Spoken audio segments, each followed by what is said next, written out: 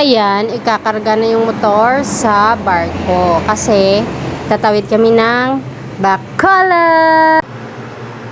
So guys, subong adlaw no, ma-travel kami pa Bacolod. Pakadto kami sa Talisay. So first time namon nga duwa mag motor pakadto sa Bacolod. So ayan, wala kami kabalo kung diin to ang balay sang akong tiya. Bilang Pinoy no, kabalo man kamo nga kabalo gid taya. So sa amon nga pagbiyahe no, gintry namon itry gid namon kung how long and how far it takes nga mag-travel by motor nga from Iloilo to Bacolod to Talisay. So ayan guys no, ang akon bana ay hindi ka gida maglumpat, ari pa ko darling. Charot. So ayan, so 3 hours lang dyan sa barko pag regular, pero kung fast cargo is madasig man. Mas madasig ang fast craft or fast cut, basta fast, it takes 2 hours lang no. Ang akon nga driver sweet lover nap siya kay 4 AM kami nabugtaw para magbiyahe. So lagaw is life no. Kung gusto mo maglagaw effort ka gid to wake up early in the morning. So ang view is early in the morning. Early in the morning kanami isang dagat. So 'di ba kanami isang dagat, kanami mag-chill, basta ka peaceful no.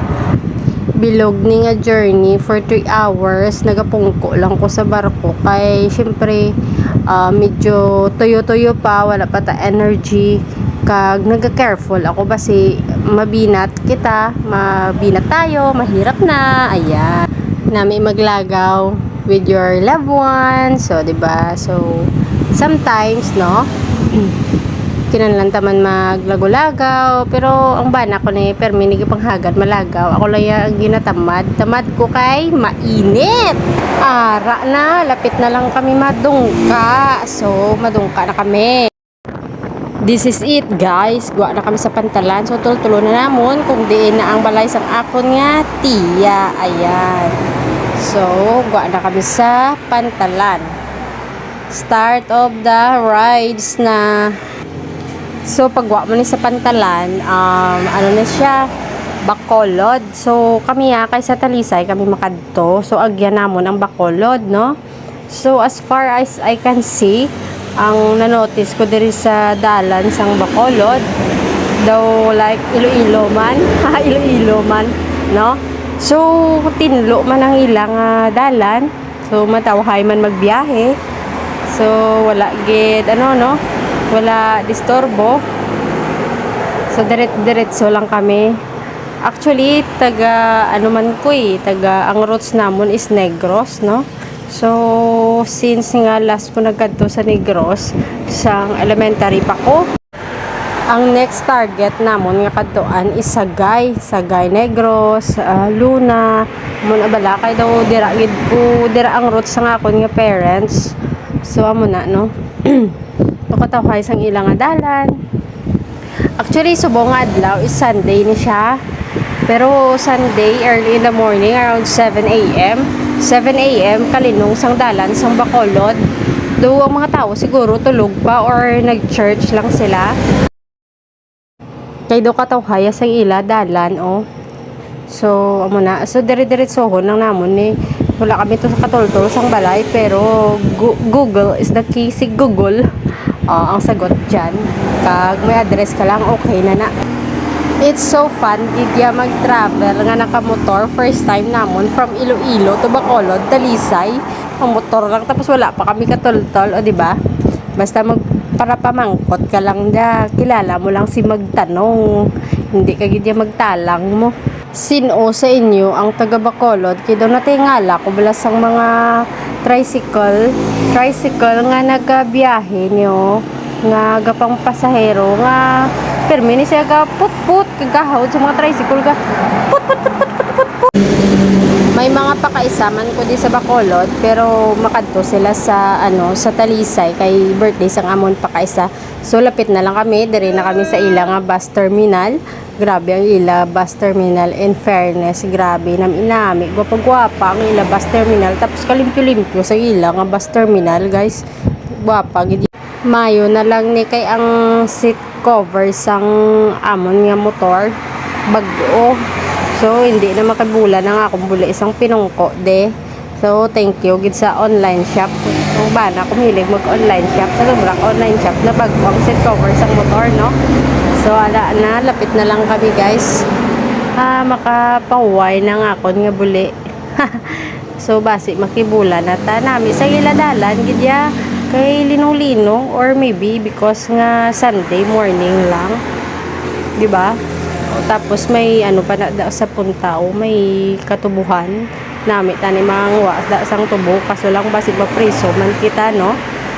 Ora dire-diretso lang. So ang pampasahero nila nga jeep daw kagamay lang, or kay siguro kay ti Sunday mo wala gawa tao kag para nyo mabalaan, no? Kakapoy magali mag video kag magpakalwakal, no? Diba? Amo gili na ang buhay sa isa ka vlogger. Vlogger. Kunyari lang vlogger. Oh, shucks vlogger.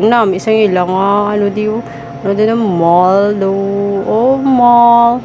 Ay, close pa ang mall because so early in the morning.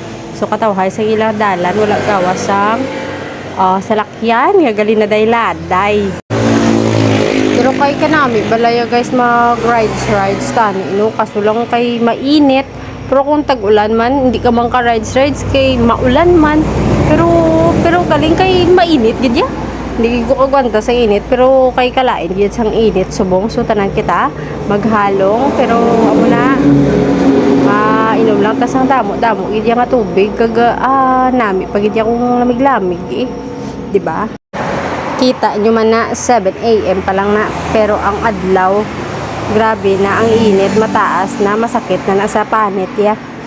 Mayo na lang kung may jacket ka, may helmet, so hindi mo gid siya mabatyagan kung nagamotor ka mo.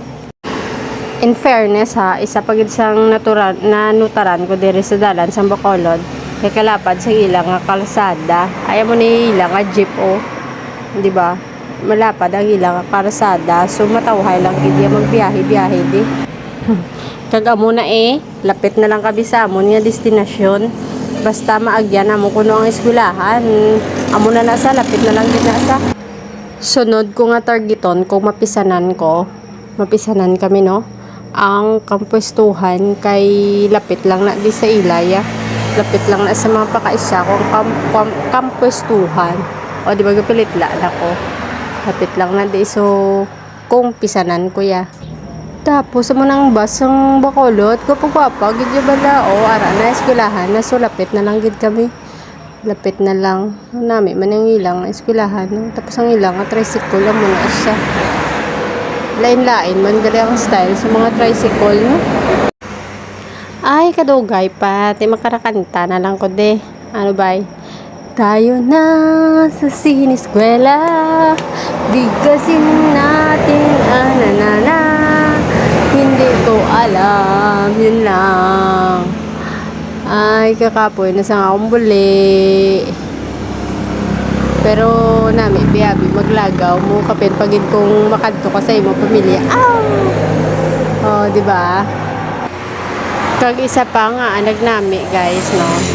Ay first time isang bana ko magkadto sa Bacolod with me pero first time gid tapos ng motor pa siya, so feel niya mag-drive broom. Ara, shout out na lang sa mga angkol kag mga ante da nga malabayan sa akon nga kamera, no? Kay kapoy na gid naman na sa tuod lang makapoy na magkapot sang kamera. So pasulod na kami sa lugar sang akon pakaisa, basta to nga klase ka barangay to. Gani basta lapit na lang na gintulto lang namon kay hindi na kami magpasugat sa ila kay hassle naman kag isa pa busy sila, no? So kami na lang gid na nultol, o di ba? Feeling on man nga ako niya bana kay feeling niya taga Talisay sa bala una gid sa lang na nagtultol-tol. O di ba? Tapos sa unhan ang pakaisa ko naglabay pero siya man ang nakakita sa akong pakaisa ko pero wala akong kakilala, siya pa ang nakakilala, nakita yaman lang na sa Facebook. So iba kita na ang nagagawa ng Facebook, no? So ara na kay lapit na lang kami sa Ilabalay. Kapoy-kapoy na guys mo, kabalo ka mo, ha? Lagaw man bala ka mo, bigay namin iya malagaw. Talisay nanigali siya guys, no? Amo na ni nga amo niya katuan Talisay ang kaginay ginagyan lang namon to yung Bacolod. So wala na kami to naghapit-hapit sa akon pakaisakay makadto man sila sa Talisay. So nagdire-diretso na lang kami. So ini nga lugar is Talisay. Ayan na sila sa Zone 3. Amo na ni ang ila lugar Zone 3. So dire kami masulod. Tapos dire-diretso na lang na ara na.